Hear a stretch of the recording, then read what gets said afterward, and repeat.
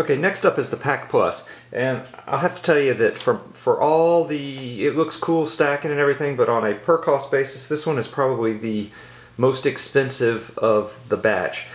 So you just got to decide whether cost per model and how many models you can get inside is more important to you, or having the easy stackability.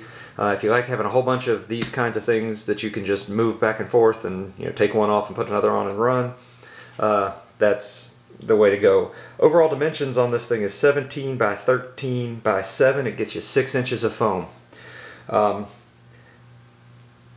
If you look at, I just sort of counted up how many models you could get in it. Using their 72 inch or 72 per tray standard Space Marine Infantry 1.5 inch thick foam, you can get 216 models in there, which puts you at about 29 cents per model, which is the most expensive, I think, of any of the pack bags. Now on a cubic inch method, it's 0.047, which also puts it on one of the most expensive ranges. So if you're looking at a pure model per cost basis, this is not the one to go for. It's a good bag and I like it, and it gives me a little bit of flexibility when I just need to have, generally if I just need like Ravagers, or I need a small amount, it's just a little bit over what my 720 or a little bit over what my 1520 needs, and I don't feel like hauling both bags somewhere. I used this a lot during the league when I just wanted to take something cool to try out. But that's sort of the basis of it. It costs $63 and it only comes empty. And it has zippers on top and bottom, so theoretically you could stack probably 6 of these or so up and be fine. It does have a the flat handle because it is designed to be in between other ones. Now the other thing I really have a hard time with this one is it's just a zipper front. That's fine.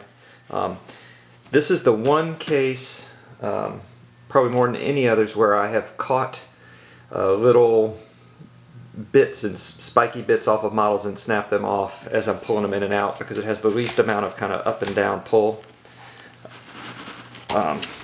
So if I just pull everything out, this can show you about how much. There's 6 inches of foam. This is a pluck foam one I had made for my for some infantry models that had big long guns. The ones you saw in the 1520 video, this is where they normally would go. So in a pluck foam with that kind of thing, I can't get 72 models in here. About 40, I think, is what I could get in one of these usually. But it's still a fairly sizable stack of foam. Just looking more at foam, this is pluck foam. This is where I have all my beasts normally, and then my just a conversion. You can do a lot with that, and just more. So I mean, there's not a whole lot to this. It's 6 inches of foam. It's sort of a tweener case. The downside on this one is it's the most expensive of all their cases. It's also sort of the least easy to get in and out of.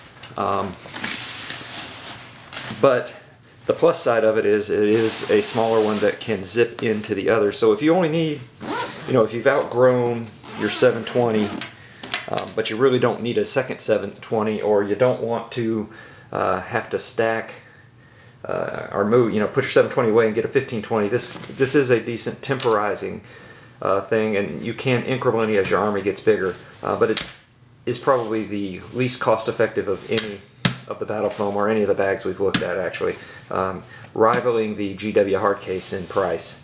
Actually, yeah, it's about $2 less than a GW hard case, and the GW hard case comes with foam, so can't get as much in, about 2 inches less in there, 3 inches less in there, but like I said, otherwise it's the same sturdiness. It zips into the system well, and it is a nice addition if you only need this much space, or you want to do it incrementally over time. So I would give it on a cost, I'd give it about a 2 for cost. I'd give it a 5 for flexibility or for transportability, and a 4 for everything else. So real short on this one, not a lot to say about it. Decent little bag, but pretty costly.